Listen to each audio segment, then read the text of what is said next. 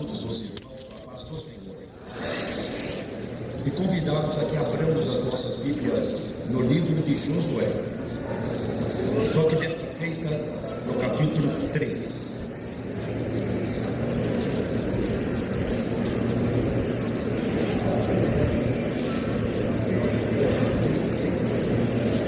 Josué capítulo 3, nós vamos ler do verso 10 até o verso 17. De manhã nós fizemos a leitura no capítulo 18, de 1 a 4. E agora no capítulo 3, dos versos 10 em diante. Diz assim: Disse mais Josué: Nisto conhecereis que o Deus vivo está no meio de vós, e que de todo lançará de diante de vós aos cananeus, e aos heteus, e aos heveus, e aos perizeus, e aos gergazeus, e aos amorreus, e aos jebuseus. Eis que a arca do concerto do Senhor de toda a terra passa o Jordão diante de vós. Tomai, pois, agora 12 homens das tribos de Israel, de cada tribo um homem, porque há de acontecer que, assim que as plantas dos pés dos sacerdotes que levam a arca do Senhor, o Senhor de toda a terra, repouse nas águas do Jordão, se separarão as águas do Jordão, e as que de cima descem pararão no montão. E aconteceu que, partindo o povo das suas tendas para passar o Jordão, levavam os sacerdotes a arca do concerto diante do povo. E quando os que levavam a arca chegaram até ao Jordão, e os pés dos sacerdotes que levavam a arca se molharam na borda das águas, porque o Jordão transbordava sobre todas as suas ribanceiras todos os dias da cega, pararam-se as águas que vinham de cima, levantaram-se num montão muito longe da cidade de Adã, que está da banda de Zaretã, e as que desciam ao mar das Campinas, que é o mar salgado, voltavam de todo e separaram-se. Então passou o povo defronte de Jericó. Amém. É um trecho da Bíblia, creio, muito conhecido por todos os que estão aqui nesta tarde. E foi esse trecho que, quando eu pensava, antes de sair para este lugar, sobre esta reunião, sobre o que deveria falar, esta palavra ficou bem viva na minha mente, e certamente por ela Deus tem alguma coisa a nos falar. Já temos ouvido aqui a voz de Deus, a palavra do Senhor, e eu me alegro pela facilidade e também pela disposição e também pela liberação em nós falarmos toda a palavra de Deus, porque já existem igrejas que não se pode falar toda a palavra de Deus, mas graças a Deus que aqui em João Pessoa a igreja chama-se Assembleia de Deus. Glórias ao nome do Senhor. Meus amados irmãos, porque às vezes Deus nos leva a falar determinados assuntos na igreja que nem sempre todos podem se sentir bem com o assunto. Quando na igreja nós começamos a falar sobre santificação, infalivelmente, na hora que nós estamos falando, acontecem três coisas. Crentes artificiais sentem-se mal com a mensagem. O banco fica duro, dá uma dor nas costas, e a pessoa cruza a perna e descruza a perna, dá uma falta de ar, dá uma sede, dá uma vontade de ir lá fora, porque não suporta mais ouvir a sã doutrina como ela é. É como aquele povo dos dias de Jesus que tinha uma multidão seguindo o mestre. Que maravilha! Talvez alguém pensou, isso que é religião boa. Está doente, ele cura.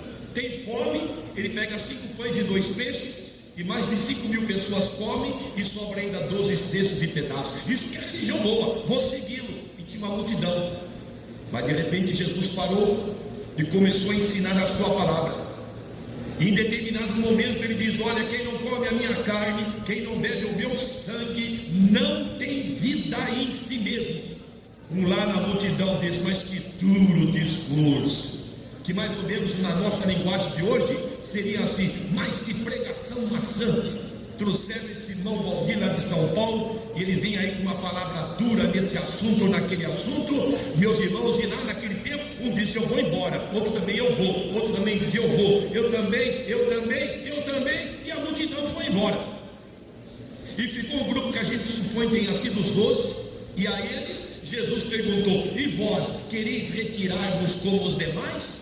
E Pedro tomou a frente do grupo que sobrou e disse: Senhor, para quem nós iremos? Só tu tens palavras de vida eterna, e nós temos crido e conhecido que tu és o Cristo, Filho de Deus. Então, irmãos, a primeira coisa que acontece na igreja, quando nós falamos sobre santificação, crentes artificiais sentem-se mal com a mensagem. Segunda coisa que acontece, os crentes espirituais, ainda que a palavra de Deus seja dura, esteja a arder em suas consciências, eles baixam a cabeça e dizem: fala, Senhor, que o teu servo ouve.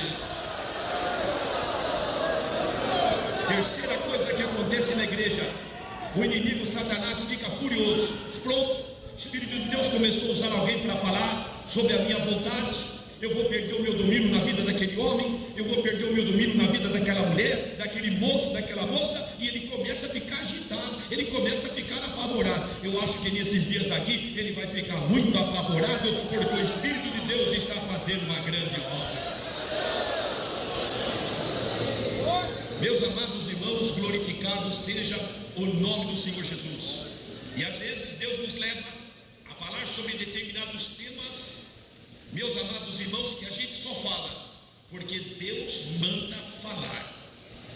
E eu assumi um compromisso diante de Deus, que aquilo que Ele me mandar falar, gostem ou não gostem, aceitem ou não aceitem, eu falarei porque Ele mandou falar.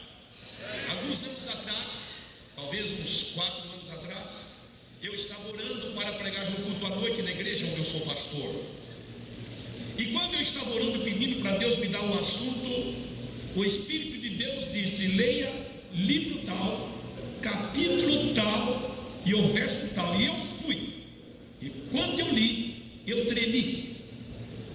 Porque tratando-se de um culto público de domingo, eu faço um apelo que os irmãos tragam sempre visitantes, e sempre tem muitos visitantes nos cultos. E eu pensei: meu Deus, é uma palavra muito forte para um culto público, onde tem visitantes. E eu fui para o culto teve seu desenrolar normal, só que eu pus panos quentes, como diz lá em São Paulo, a gente põe pano quente, a gente fala, mas não diz, a gente entra no assunto, mas fica somente na superfície e não desce. E sabe o que aconteceu, irmãos? Até pessoas se entregaram a Jesus. Terminada a reunião, lá em minha casa, por volta das 11h30 da noite, sozinho, sentado lá no sofá, começou a passar diante de mim como tinha sido o trabalho naquele dia. Eu vi a oração matutina, eu vi o trabalho da escola dominical, eu vi o trabalho do culto ao ar livre. Quando começou a reunião à noite, quando a banda tocou, o coral cantou, e a mocidade, crianças, e eu vi quando eu comecei a pregar. Só que quando eu comecei a pregar, o Espírito de Deus que fala, porque é uma pessoa, a terceira pessoa da Santíssima Trindade, falou comigo e disse: e a palavra que eu te mandei falar? E eu baixei a minha cabeça e disse: Jesus, tem misericórdia. A partir de hoje, o que o Senhor me mandar falar, eu vou falar. E Deus provou-me. Quando foi no domingo seguinte, estou orando para de Deus me dar uma palavra para falar à noite. E novamente Deus fala comigo, pôs na minha mente o livro, o capítulo, o versículo, e eu corri lá. Quando eu corri, irmãos, aí eu me assustei, porque era mais dura a mensagem do que a do domingo anterior. E eu fiquei preocupado e orando a Deus. Quando eu estava orando, pensando na seriedade e na responsabilidade de falar aquele assunto, o Espírito de Deus disse: nesta noite, fala assim, assim, assim e assim. Eu levantei da oração sabendo da primeira à última palavra que teria que falar naquela noite.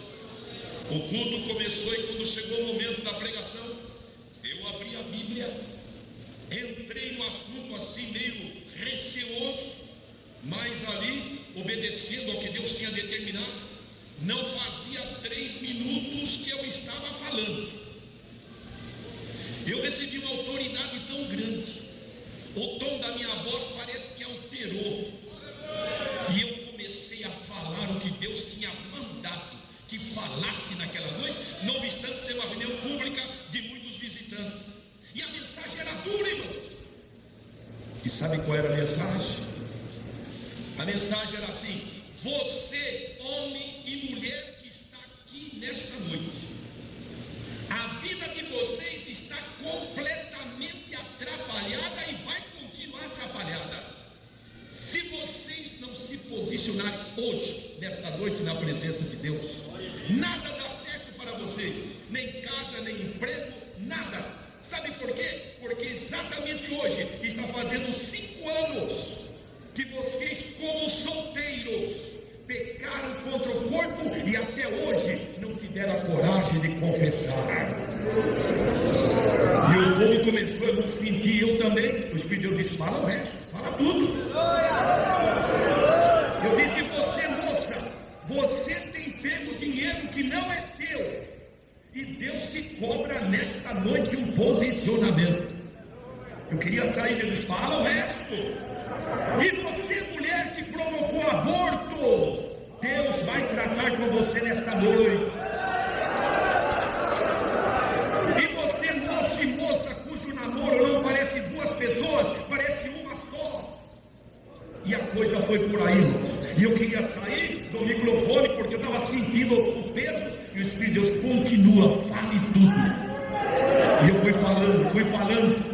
Sabe o que aconteceu? Sem apelo nenhum, o povo começou a chegar na frente e se ajoelhar, sem apelo nenhum. E foi chegando e eu falando, sem apelo.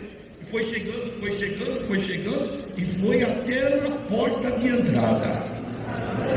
A palavra mais dura era a última, irmãos. Não adianta vir aqui, você tem que confessar.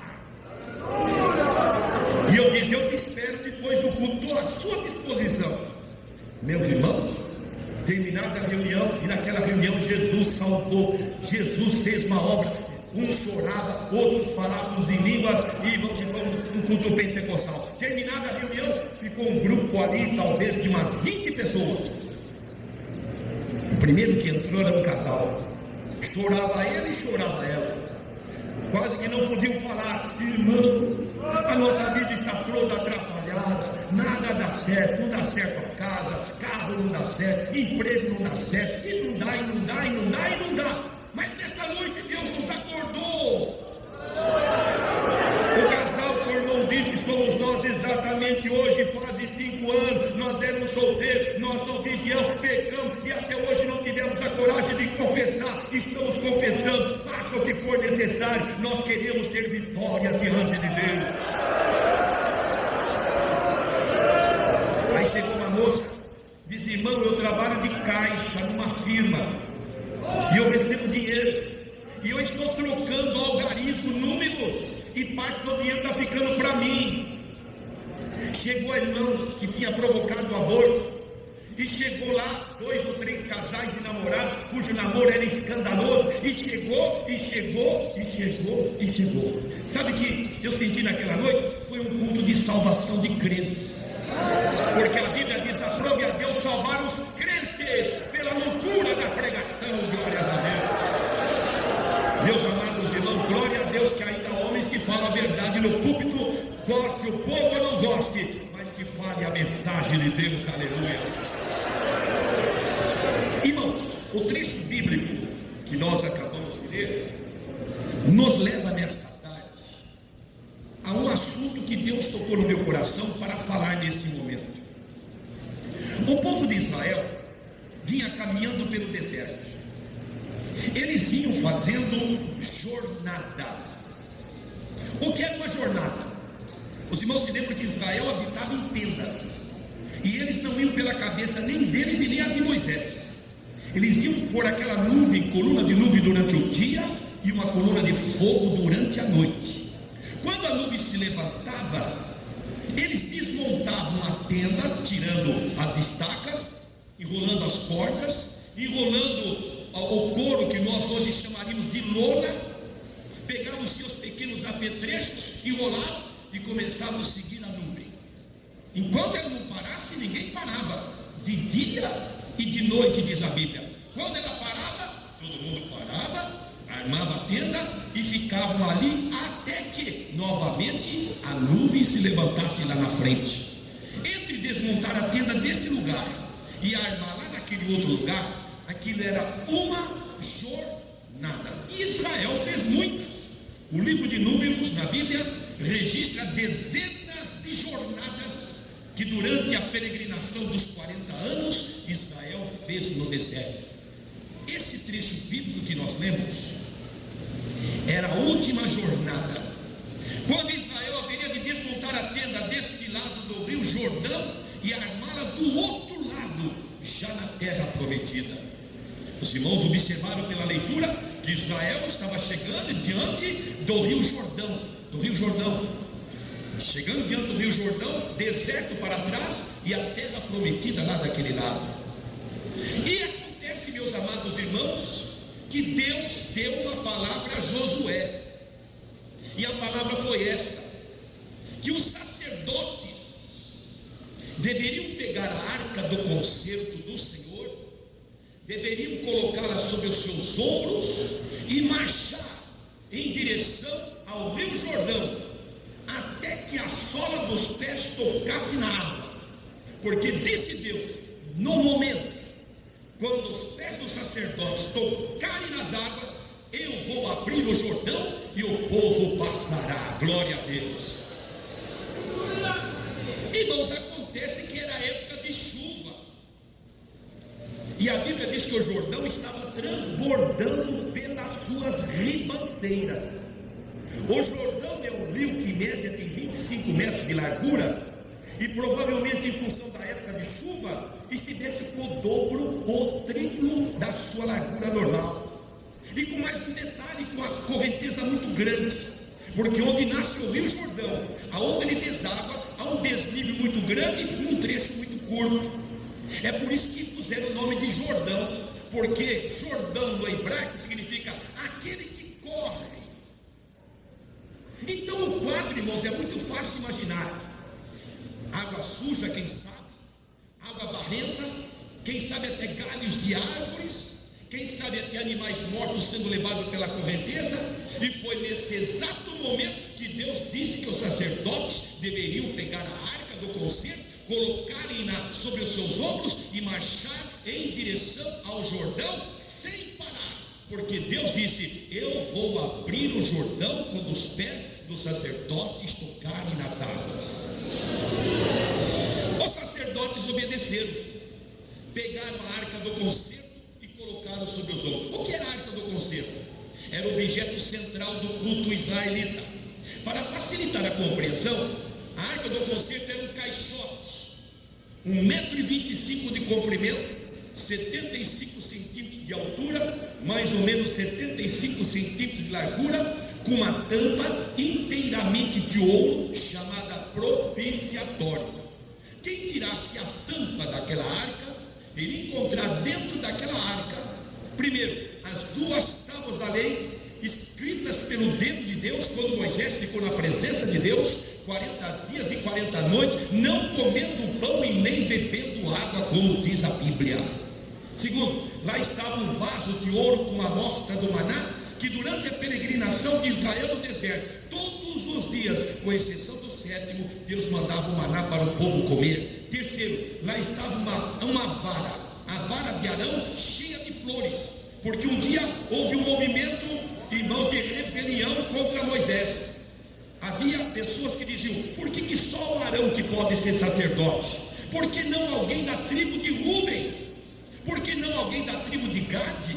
Por que não alguém da tribo de Naftali? Por que só o Arão da tribo de Levi? E o problema chega na mão de Moisés, e ele, para resolver o problema, diz: é muito simples. Vocês têm os seus candidatos nas suas tribos? Tem. Muito bem. Diga para eles trazerem as varas deles, e Arão vai trazer a vara dele também. E nós vamos pôr as 12 varas diante de Deus. E Deus vai dizer quem é o homem que Ele escolheu para esse trabalho. Realmente, irmãos, lá vinha uma pessoa com a sua vara seca, colocava. Outro veio com a sua, e veio da tribo de Rúben, e veio da tribo de Gade, e veio da tribo de Naftali, e veio Simeão, e veio aquela turma toda, e Arão chegou, e a dele ali também.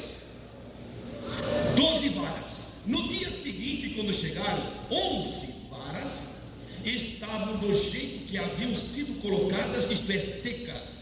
Mas a vara de Arão não. A vara de Arão tinha flores, tinha frutos, tinha amêndoas e até renovos, numa demonstração que ele era um homem chamado por Deus. A vara dele estava ali. Eu estou descrevendo a arca para facilitar a compreensão. A arca tinha argolas nos cantos. Isto dava a possibilidade de 2 varas, ou varais, como chama a Bíblia, que ultrapassavam nas extremidades. Isto dava a possibilidade, irmãos, de 2 sacerdotes ali na frente, 2 sacerdotes aqui atrás, levarem-na sobre seus ombros. E foi o que fizeram os sacerdotes. Levantaram a arca, 2 lá na frente, 2 daqui atrás, e marchando agora em direção ao Jordão. A voz de Deus dizendo lá em cima: não parem, eu vou abrir o Jordão. E eles andando aqui. Para facilitar a compreensão, o entendimento, vamos supor que eles estão a 20 metros do Jordão. Agora não se podia conversar. A arca era o objeto central do culto israelita. De certo modo representava para eles até a presença do próprio Deus. E eles com a arca marchando 20 metros, o Jordão está lá. 15 metros, nada. 10 metros, nada. 9, 8, 7, 6, 5, 4, 3, e o Jordão nem se altera nada. Estamos a 3 metros do Jordão. Paremos um pouco. Vamos entender o que é que Deus quer nos falar nesta tarde. Vamos considerar que cada irmão, cada irmã, cada moço, cada moça que está aqui é um sacerdote, porque a Bíblia diz que Ele, Deus, nos fez reis e sacerdotes. Mas imagine se por um momento, meu amado irmão e irmã, para que você entenda o que é que Deus quer falar conosco, contigo e comigo e conosco, que você é um sacerdote, não aquele que ia do lado de trás, aquele que ia lá na frente. Você está a 3 metros do Jordão, você está vendo aquela água suja, aquela água barrenta, galhos de árvores, animais mortos, um obstáculo, humanamente falando, intransponível, mas ao mesmo tempo você está ouvindo uma voz: não parem, eu vou fazer a obra, eu vou abrir o Jordão, eu vou cumprir a minha palavra. Você está a 3 metros do Jordão, diante desse quadro, o Jordão ali e a voz de Deus ali. O que é que você faria? Você continuaria a marchar em direção ao Rio Jordão?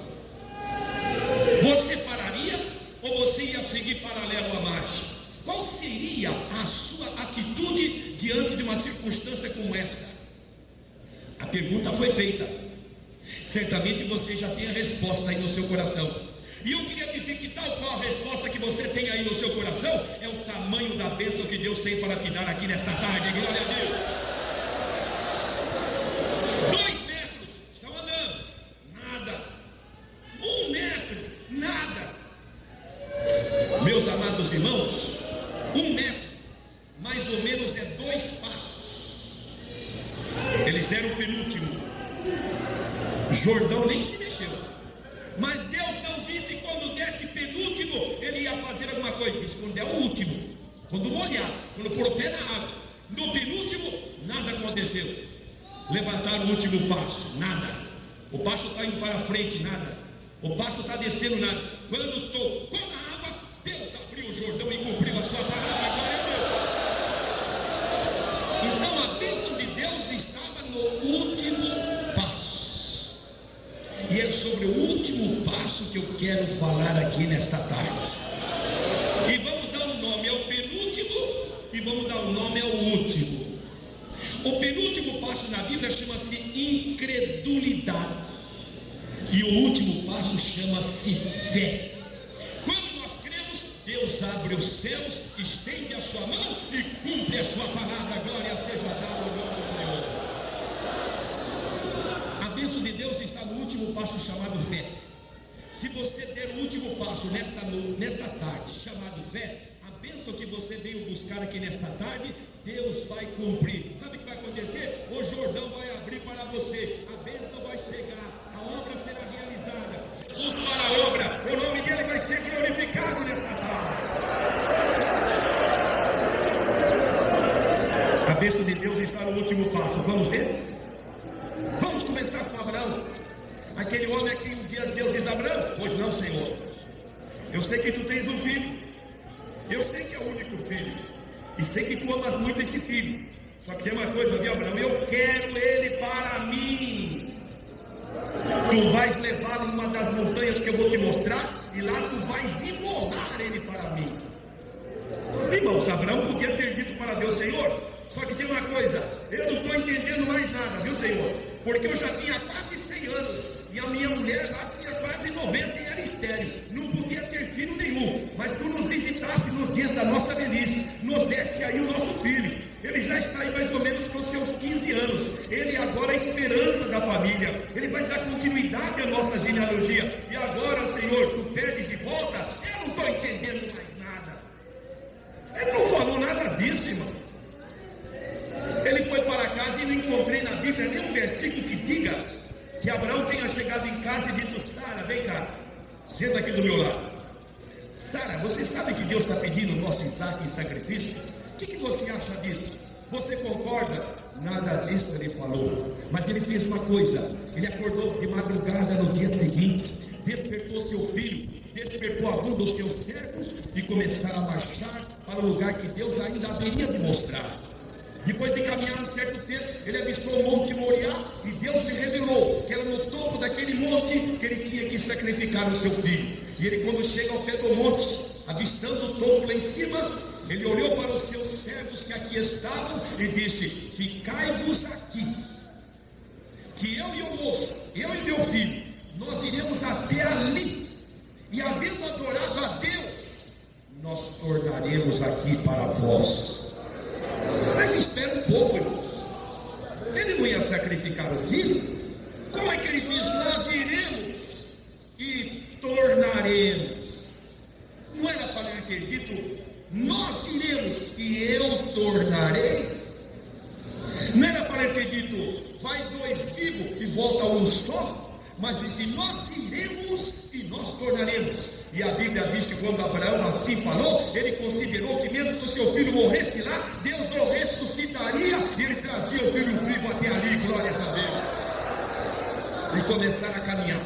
Quando chegou no topo do monte, meus amados irmãos, e antes que chegasse ali, voltando um pouco atrás, o Isaac carregando a lenha, lá estava o fogo, a lenha, lá estava o cutelo. E o Isaac perguntou: meu pai? Pois não, meu filho, aqui está o fogo, aqui está a lenha, aqui está o cutelo. Mas meu pai, o cordeiro para o holocausto, onde é que está? O coração de Abraão, como pai, deve ter doído naquela hora, mas o Espírito de Deus pegou a boca de Abraão e disse: meu filho, Deus vai prover para si um cordeiro para o holocausto. Quando chega no topo do monte, Isaac descarrega a linha, o velho Abraão se agacha, começa a arrumar a lenha conforme se fazia com as vítimas daquela época. E o filho está olhando: meu pai disse que Deus vai arrumar um cordeiro para o holocausto, não estou vendo nenhum por aqui. Aí o velho Abraão se levanta, olha na direção do filho, um olhar muito sério, porém bem definido, e devagar começa a marchar em direção ao filho. E o olhar do filho está olhando o olhar do pai, os olhares se cruzam, e o filho raciocina: cordeiro que meu pai disse que Deus vai providenciar sou eu. Podia ter corrido, mais ou menos ele teria 15 anos e o seu pai 115. E se ele corresse com 15 anos, o velho de 115 jamais lhe alcançaria. Mas se deixou pegar, foi levado em cima do altar, foi amarrado. E uma vez amarrado, Abraão pegou o cutelo, levantou. Quando ia descer, o anjo disse: Abraão, larga o moço! Parece que eu vejo, irmãos, quase que o cutelo encostado. Parece que o anjo segurando a mão de Abraão: larga, larga. Disse ainda: larga, porque agora eu sei. Meu filho, teu único filho.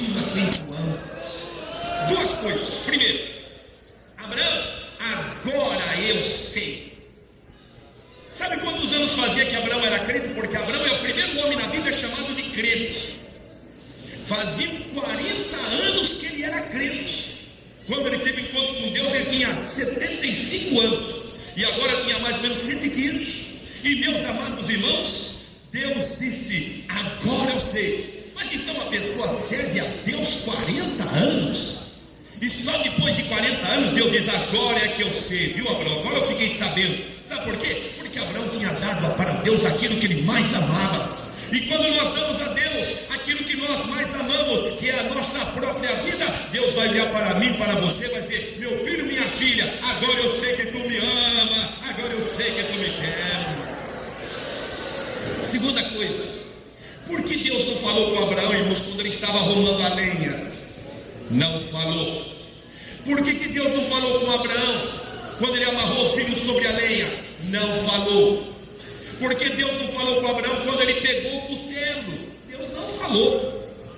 Por que Deus não falou com Abraão quando ele estava levantando o cutelo? Deus não falou.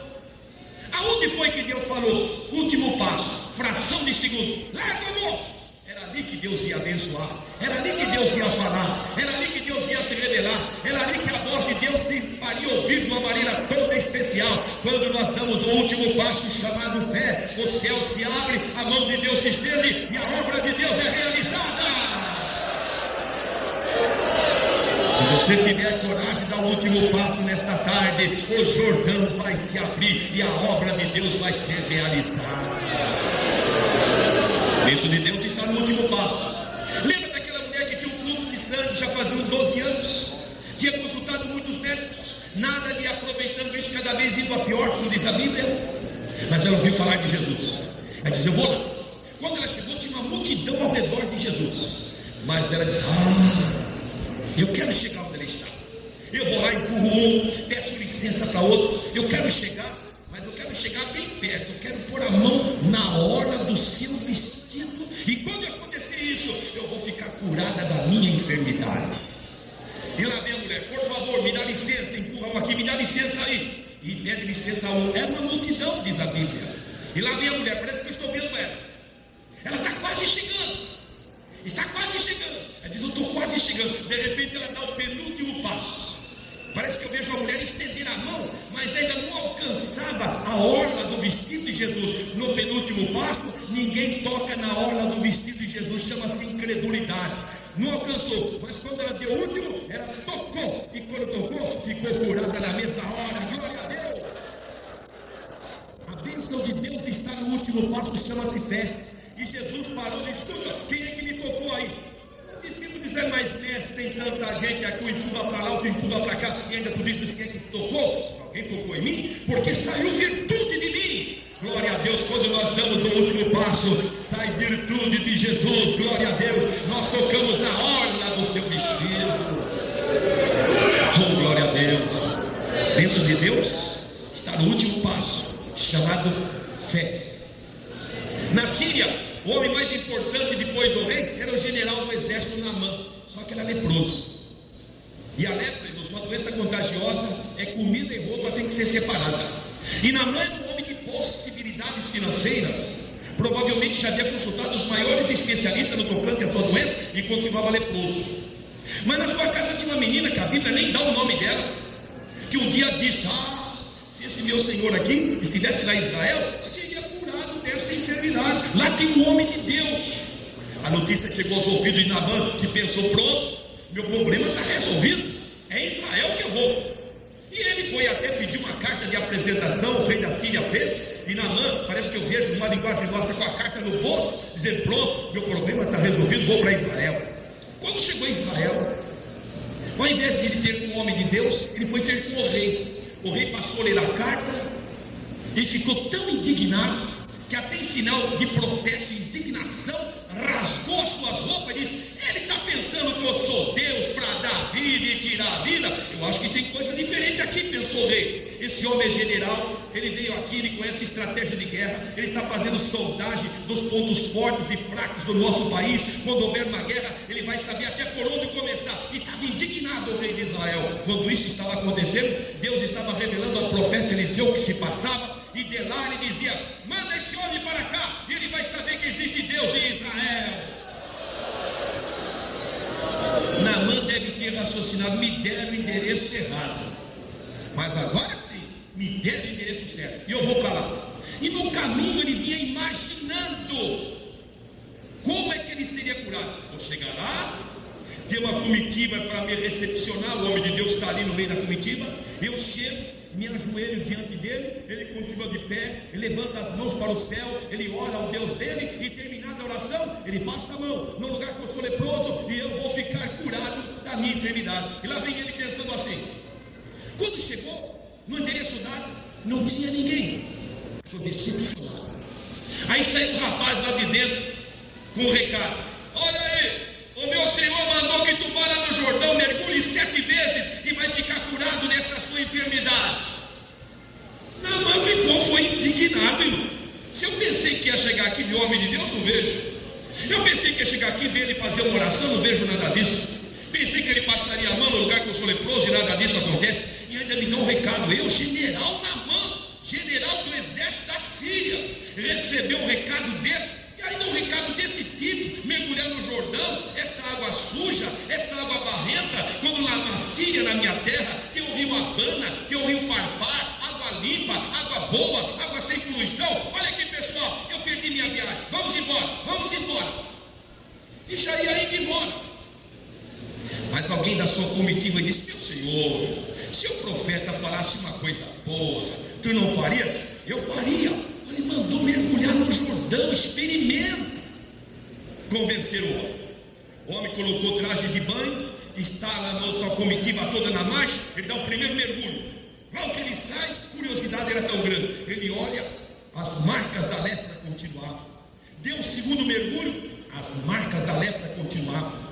E o terceiro mergulho continuava, e quem sabe lá no meio da água, levantou as mãos, não falou, mas mostrou a mão dizendo, como que dizendo: estou do mesmo jeito, pessoal. Mas quem sabe alguém lá na margem: é 7, continua, tem mais ainda. E ele vai no quarto mergulho, leproso. Quinto mergulho, leproso. Sexto mergulho, leproso. Sétimo mergulho, mergulhou, está leproso. Está descendo da velocidade com que mergulhou, está leproso. Dê a voltinha lá embaixo, porque vai começar a subir, está leproso. Está começando a subir, está leproso. Pôs a cabeça fora d'água e estava completamente curado. Glória ao nome do Senhor. A bênção de Deus está no último passo, chamado fé.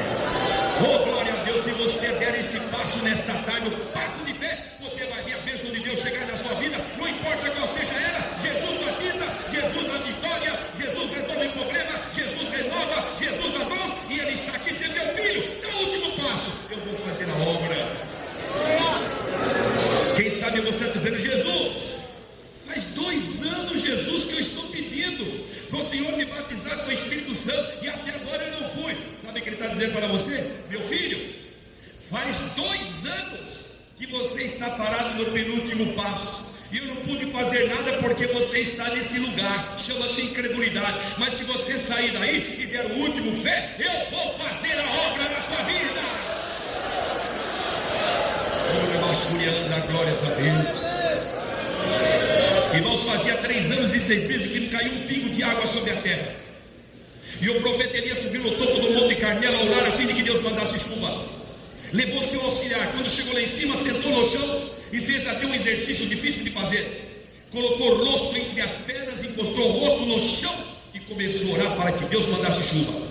Terminando a oração, numa linguagem nossa, sem sair do lugar, ele perguntou para o seu auxiliar: tem algum sinal de chuva por aí? O rapaz olhou para um lado, o povo diz: olha, por aqui está tudo azul. Teneu segunda oração: manda chuva, Senhor. Tem algum sinal de chuva aí? Está tudo azul. Terceira oração: está tudo azul. Se fosse um de nós que estivesse orando no lugar do profeta, quem sabe diria: pois é, já faz 1 ano que eu estou orando para Jesus me batizar com o Espírito Santo, até agora ele não me batizou, eu acho que até ele nem vai me batizar mais. E o diabo vai aproveitar o embalo e vai vir cochichar no seu ouvido a seguinte mensagem: é isso mesmo, você não merece, você não é digno, ele não vai te batizar não. Mas ele vai sim, irmão. Ele não é homem para que minta, e nem filho de homem para que se arrependa. Diria ele, não faria, pararia ele, não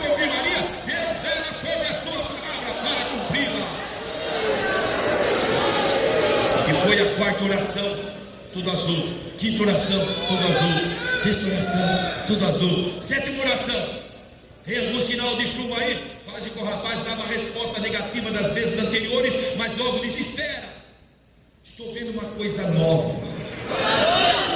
Estou olhando em direção ao mar.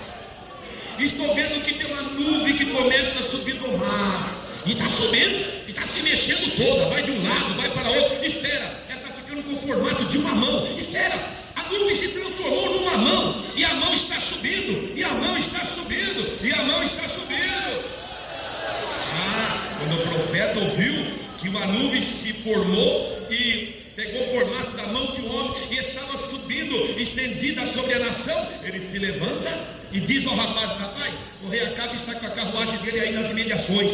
Vai lá e diga para ele pegar imediatamente a sua carruagem e correr para o palácio, porque vai vir uma chuva tão grande. Disse o profeta: eu estou ouvindo o ruído de uma abundante chuva que Deus vai mandar. Meus amados, quando ali a pouco nuvens começaram a se formar, nuvens começaram a se enegrecer, e daí a pouco chuva caía sobre a terra, que fazia 3 anos e 6 meses que não via um pingo de água, e irmãos, a terra foi refrigerada, porque o homem de Deus estava orando ali. Glórias a Deus. Meus amados irmãos, a bênção de Deus está no último passo. Glórias a Deus. Se você tiver coragem nesta tarde de dar este passo, o Jordão vai se abrir. A conquista é pela fé. Você vai ver a obra de Deus ser realizada na sua vida. Você que não é batizado nem batizada com o Espírito Santo, Jesus vai te batizar se você crer, porque se tu creres, tu verás a glória do Senhor. Você que está com um problema difícil para resolver, Jesus vai resolver o problema. Jesus vai renovar, Jesus vai dar dons espirituais, Ele vai dar visão, porque quando o crente crê, o céu se abre, a glória de Deus se manifesta, a palavra de Deus se cumpre, e o homem fica na presença de Deus, sentindo, experimentando a glória maravilhosa do Senhor. Aleluia. Aleluia, aleluia, aleluia, aleluia, glória a Deus. Sabe qual é a distância que te separa da bênção que você mais deseja para a sua vida? Um passo. Mas Senhor, eu não recebi. Meu filho, falta um passo. Mas Senhor, já faz 2 anos. Faz 2 anos que está parado no penúltimo passo. Mas Senhor, tanto tempo que estou pedindo. Faz tanto tempo que você não sai do penúltimo passo. Dá o último. Eu cumpro a minha palavra. Oh, glórias a Deus, glória a Deus. Jordão vai abrir aqui nesta tarde, irmão. Jordão vai abrir. O Jordão é uma figura, irmãos, da obra, da operação de Deus, do recebimento das bênçãos espirituais. Ele vai fazer a obra aqui nesta tarde. Glória ao nome do Senhor. Ora, Masurianda, Laia, glória a Deus, glória a Deus, glória a Deus. Você está sentindo a presença de Deus aqui nesta tarde? Você está sentindo? Quem sabe você não sentiu? Sabe por quê? Está faltando um passo para você sentir a presença de Deus.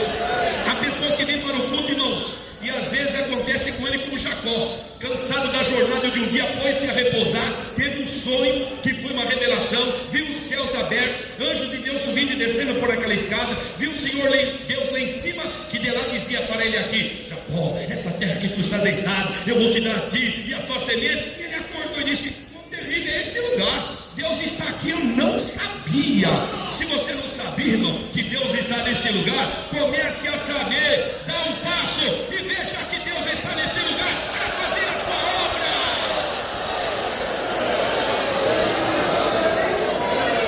Às vezes, irmãos, eu começo a me lembrar de Balaão, aquele homem que a Bíblia começa chamando ele de profeta, e na morte dele chama ele de adivinho, porque ele se desviou. E quando ele começou a se desviar, ele voltou em cima de uma jumenta e começou a seguir o seu caminho. E Deus mandou um anjo para interceptar o caminho do profeta montado na jumenta. E o anjo ficou bem no meio do caminho, e lá vinha a jumenta, e o profeta montado. Quando a jumenta chegou, viu o anjo na frente, se desviou. O profeta ficou furioso e bateu na jumenta. O anjo desapareceu, foi lá na frente. Lá veio o profeta montado novamente na jumenta. E a jumenta foi chegando, viu o anjo, foi se desviando, encostou perto do profeta na parede, imprensou. O profeta ficou furioso e bateu novamente na jumenta. O anjo desapareceu, se pôs lá na frente. Lá vem a jumenta e o profeta montado nela. Só que o anjo se colocou num caminho tão estreito que ele ocupou todo o espaço. E a jumenta dele chegou, viu o anjo, não dava para ir para a direita, não dava para ir para a esquerda. Ela se agachou. Aí que o profeta ficou furioso e bateu com tanta força, a boca da jumenta se abriu e por ela Deus repreendeu severamente o profeta. Olha, irmão, a jumenta estava vendo o anjo e o profeta não. O irracional estava vendo o anjo e o racional não estava vendo anjo nenhum. Você está vendo o anjo de Deus aqui nesta tarde? Se você não viu, dá um passo aqui e você vai ver a poderosa obra do Senhor. Às vezes, irmãos, acontece na vida do crente aquilo que aconteceu em determinada fase da vida de Jó. No capítulo 11 e no capítulo 23 do seu livro, ele diz assim: eis que Deus passa diante de mim e eu não vejo. Ele diz: Deus opera atrás de mim e eu não percebo. Deus opera a mão esquerda e eu não diviso. Deus opera a mão direita e eu não o percebo. E lá no capítulo 23 ele diz: eis que Deus torna a passar, me dá mais uma chance, torna a passar diante de mim e eu não o percebo. Meu Deus, isso acontece nos nossos cultos e deve estar acontecendo, quem sabe, aqui nesta tarde. Deus está passando na sua frente, atrás de você, à direita de você, à esquerda de você. Você está dizendo: não estou sentindo. Pois bem, meu irmão, dá mais um passo e você vai ver se você vai ver Deus aqui neste lugar ou se não vai ver. Glória ao nome do Senhor. Meus amados irmãos, a bênção de Deus está no último passo. Se você tiver coragem nesta tarde de dar o último passo, Jesus vai te encher do Espírito Santo. Aleluia! Meus irmãos, sabe qual é a expressão do livro de Atos dos Apóstolos, que entre outras mais me impressiona? Cheios do Espírito Santo. Vamos relembrar. Capítulo: sereis cheios do Espírito Santo.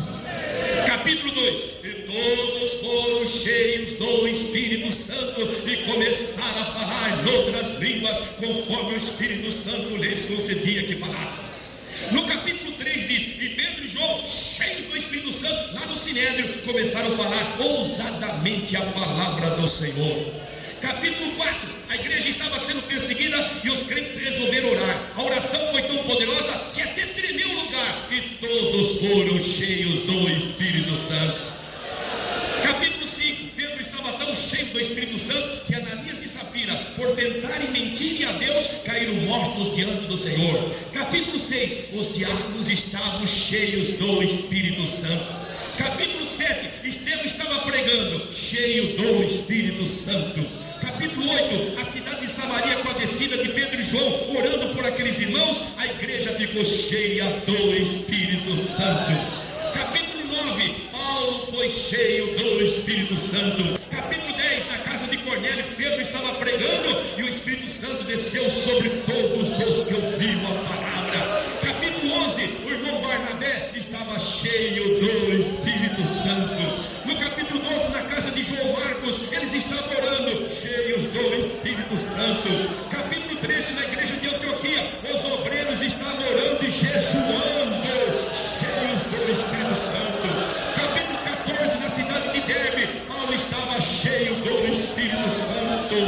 Capítulo 15, na primeira convenção da nossa igreja, a igreja primitiva, os apóstolos estavam cheios do Espírito Santo. Capítulo 16, na cidade de Filipos, Paulo estava cheio do Espírito Santo. Capítulo 17, em Atenas da Grécia, Paulo estava cheio do Espírito Santo. Capítulo 18, a cidade de Corinto ficou cheia do Espírito Santo. Capítulo 19, a cidade de Éfeso, os crentes foram cheios do Espírito Santo.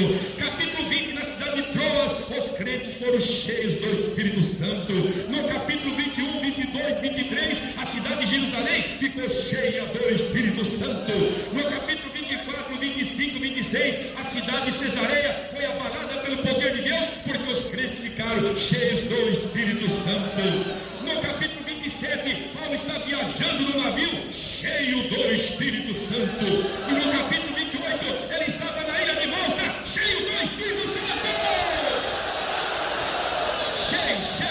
cheio, cheio, cheio, cheio, cheio, cheio, cheio, cheio, cheio, cheio, cheio, cheio, serei cheio.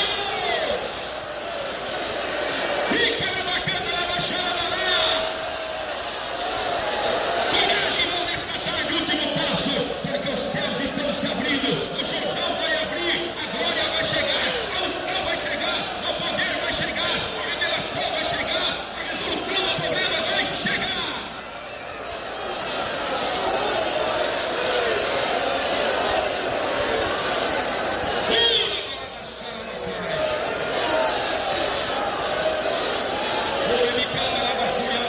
Glória a Deus, glória a Deus, glória a Deus, glória a Deus, glória a Deus. O Jordão já vai começar a abrir, irmão. O Jordão já vai começar a abrir. É um desafio para a nossa fé. Dá o último passo e vai abrir o Jordão. Jesus, eu quero ser batizado com o Espírito Santo. Dá o último passo. O Jordão vai abrir. Você vai receber. Jesus, eu quero ter a resolução do problema. Dá o último passo. Eu vou resolver o problema. A glória vai se revelar. Jesus, eu quero renovação. Dá o último passo. O Jordão vai abrir. Eu vou manifestar a minha bênção. Eu vou revelar a minha glória. Eu vou mostrar o meu poder.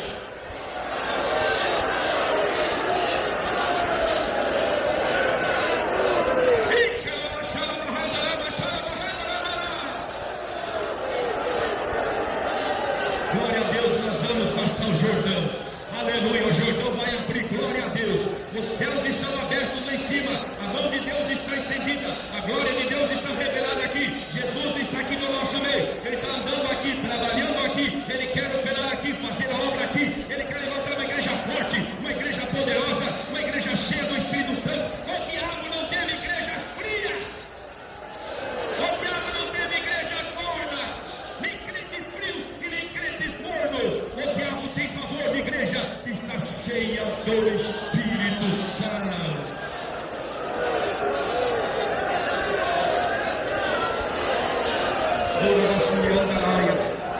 Meus irmãos, Paulo estava na ilha de Malta.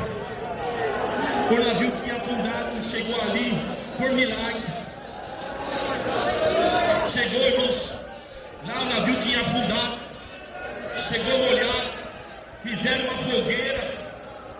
E para que o fogo se mantivesse aceso, cada um tinha que sair pelo meio do mato, buscando alguns gravetos, galhos secos, para manter o fogo aceso. E chegou a vez de Paulo, ele se embrenhou lá no meio do mato, e viu lá um graveto que ele achou bom. Só que quando ele foi pegar, tinha uma cobra debaixo. E quando ele pegou, a cobra grudou no braço dele.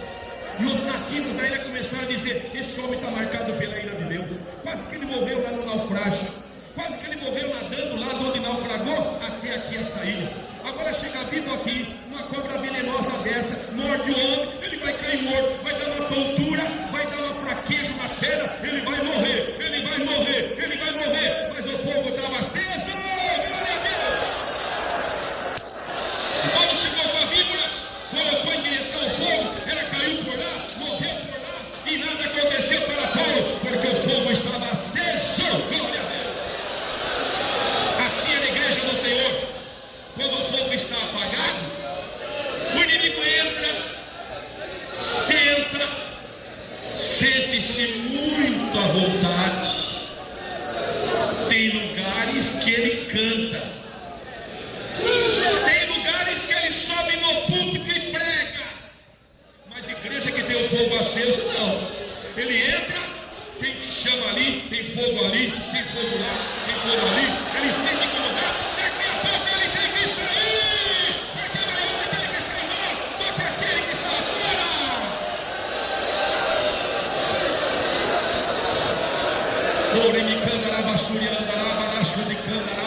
O Jordão vai abrir, irmão. Último passo. Saia do penúltimo. Jesus, eu não fui ainda. Você vai ser. Mas Jesus, não recebi a resolução. Você vai receber. Jesus, eu não recebi. Eu vou te dar agora. Mas eu quero o último passo. Jesus quer o último passo. Vem, irmão. Vem em ação. Vem em ação.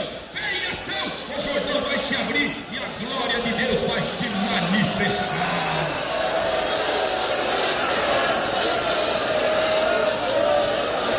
Permissão do pastor da igreja. Eu gostaria de fazer uma oração. Mas é uma oração só com um grupo de pessoas. Mas não, eu não entendi. Isso quer dizer que só um grupo vai receber? É só um grupo. É só quem tem coragem de dar o último passo.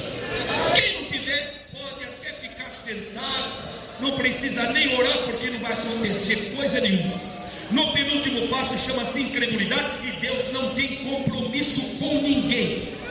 Tiago capítulo 1 diz assim: se algum de vós tem falta de sabedoria, peça a Deus, porém peça com fé, não duvidando, porque o que duvida é como a onda do mar que vai de um lado para o outro, e não pense tal homem que receberá alguma coisa do Senhor. Deus não tem compromisso com o incrédulo, mas não sejam incrédulos, seja um crente nesta tarde e receba a bênção de Deus, aleluia. Nós gostaríamos de orar com aqueles irmãos que têm coragem, porque sabe que o Jordão vai abrir para si. Talvez o Jordão para você signifique um problema muito difícil. Talvez o Jordão para você significa o batismo com o Espírito Santo. Talvez o Jordão para você significa a renovação da sua vida espiritual. Talvez o Jordão para si significa dons espirituais. Deus está dizendo: eu vou abrir o Jordão. Você que não é batizado com o Espírito Santo, Deus está dizendo: meu filho, há quanto tempo já que eu poderia ter te batizado? Mas não fiz nada ainda porque você não saiu do penúltimo passo e não posso fazer nada por você. Mas se você tiver coragem de der o último, eu vou cumprir a minha palavra. O meu nome vai ser glorificado na sua vida. Aleluia! Aleluia! Glória a Deus! Glória a Deus! Fiquemos de pé por um momento, com a permissão do pastor da igreja. Quantos irmãos que ainda não são batizados com o Espírito Santo têm coragem de dar o último passo? Nós gostaríamos de orar com o irmão, com a irmã, mas só quem tiver coragem. Você está marchando, mas não vai ficar parado mais no penúltimo, você vai pôr o último e Jesus vai cumprir a sua palavra. Aleluia, aleluia, aleluia, aleluia. Se for possível que você chegue aqui na frente, nós vamos orar com você, mas só venha quem tiver coragem. Quem está crendo que Jesus vai fazer a obra, quem está crendo que os céus vai se abrir, quem está crendo que as mãos de Deus vão se estender, quem está crendo que Jesus vai fazer uma grande obra na sua vida. E comece no último passo, irmão. Não espere não, vai avançando, porque o Jordão, irmãos, vai se abrir aqui nesta tarde. Aleluia, aleluia, aleluia, aleluia, aleluia, aleluia, aleluia, aleluia. Oh, de Massuriandaia, glórias ao nome do Senhor Jesus, glória ao nome do Senhor, glória ao nome de Jesus. Abre o coração, vai marchando, avance, avance, avance, vai em direção ao Jordão, creia, Ele ainda batiza, Ele dá dons, Ele faz milagres, Ele faz a obra, Ele não mudou. Deixa Deus operar, deixa Deus trabalhar, deixa Deus fazer a obra. Comece a orar,